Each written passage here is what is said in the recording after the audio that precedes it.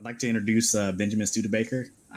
Some of you may be familiar with his blog. I read it quite a bit because sometimes, I'm interested in a lot of things he has to say there, and I think our viewers will also be interested in those things. Ben, why don't you go ahead and say hello to the audience? Hey, it's good to be here. Thanks for having me. Yeah, like I said before the show started, I'm really glad that you decided to spend this time with us because time is precious. You don't get it back, right? So every time someone comes and volunteers their time to come on this show and speak to our audience, I'm very very happy that they're willing to do that and just bring a new way of thinking to our audience sometimes, or just a different perspective. So before, of course, I'm bringing you on because I want to talk about Syria. And I made some comments on Syria that were so out there that everybody was just instantly like put off by it, or it's just out there. And it reminds me of your post that you put out there saying, why the left sometimes has a problem. And I think you outlined that the anti-imperialist message is just not popular in the United States. And can you put that? Can you go ahead and put that in better words for me? I think I summarized it, but why don't you go in there and kind of flesh that out for us, and then put that in the context of Syria, if we could. Yeah, so my name is Benjamin Studebaker, and I run a blog at benjaminstudebaker.com. I do a PhD at University of Cambridge in politics. That's what I do. I've had a couple of really popular blog posts that have gotten large audiences, but most of my stuff doesn't go that big. As far as the imperialism question, so I think that there's kind of a distinction in American politics between this kind of more isolationist, more cautionary approach to intervening, where the focus is still on what's in the U.S. national interest, but there's more skepticism about whether interventions will really do us any good, and this more radical anti-imperialist position, which is taken by more people on the left, which argues that we intervene to protect the interests of defense contractors or the military-industrial complex or the global capitalist class, etc. That particular message has not been mainstreamed to the same degree that this less intense, more isolationist message has. And that kind of isolationist message, which Bernie Sanders ran on, which Donald Trump to some degree runs on,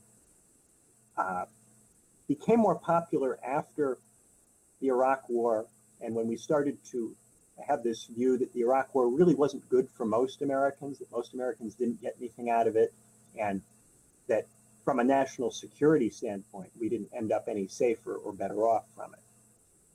And that view has become something that you can run on, and it's been very popular.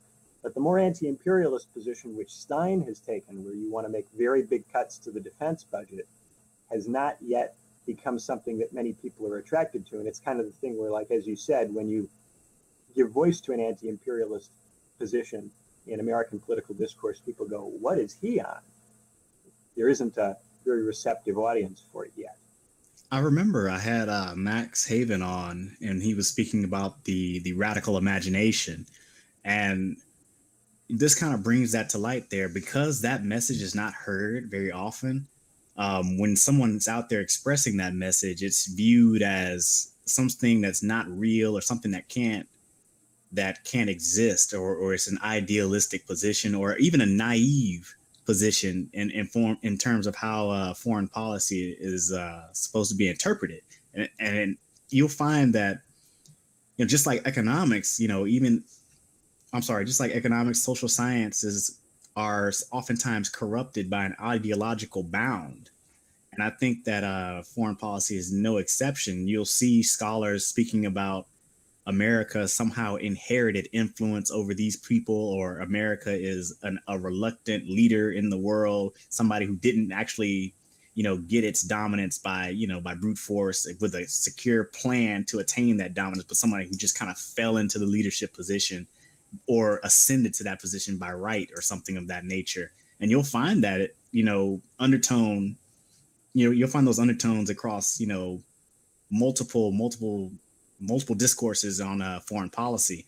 And I feel like when you have the anti-imperialistic message, you're kind of butting up against that. It's just something new and people haven't heard of it, so it kind of stands out as ridiculous. Yeah, there's more of it in Europe. There are three mainline theories of international relations in academia: realism, liberalism, and Marxism. And Marxism has a much stronger presence in Europe. If you go to an IR class in Britain or Germany, you would hear some of that perspective. And if you're an undergraduate student studying international relations in the States, you tend not to hear it. Mm. Now, mind you, most people aren't studying those things, so they're receiving their worldview mostly through the lens of the corporate media, which I believe exists as a propaganda engine for the powerful. And I'll say that all the time because, the more and more you start to become attuned to, alternate forms of discourse and differing views, you start to see how narrow the political discourse on mainstream media really is.